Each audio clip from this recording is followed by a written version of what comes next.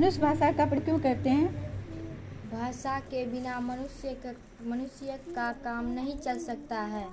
भाषा के माध्यम से ही मनुष्य अपने काम को सरल बनाते, अपने विचार को दूसरों तक पहुंचाते हैं, दूसरा उसे समझकर सरल बनाते हैं, काम को सरल बनाते हैं। इसलिए भाषा का प्रयोग किया जाता है। भाषा किसे कहते हैं?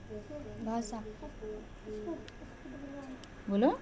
हम अपनी बातों को जब हम अपनी बातों को दूसरों तक बोलकर पहुंचाते हैं, दूसरा उसे समझकर जवाब देते हैं, उसे भाषा कहते हैं। भाषा कितने प्रकार के होते हैं? भाषा 3 प्रकार के होते हैं: मौखिक भाषा, लिखित भाषा, सांकेतिक भाषा।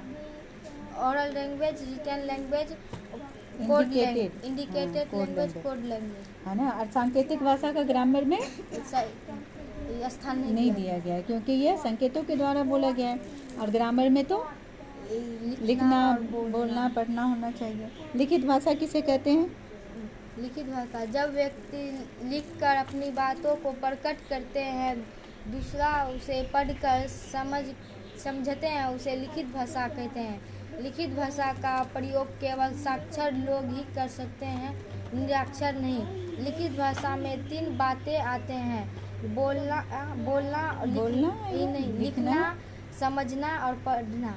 मौखिक भाषा किसे कहते हैं? जब व्यक्ति अपनी बातों को बोलकर दूसरे तक पहुंचाते हैं, दूसरा उसे सुनकर जवाब देते हैं, उसे मौखिक भाषा कहते हैं। मौखिक भाषा का प्रयोग साक्षर और निरक्षर दोनों कर सकते हैं। निरक्षर।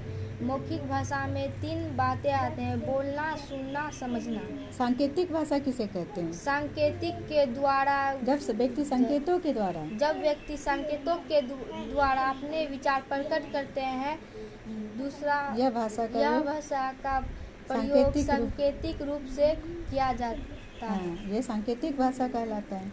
इस भाषा का प्रयोग गूंगा और बहरे लोग करते हैं। इशारों के माध्यम से करते हैं, अपने विचार को प्रकट करते हैं।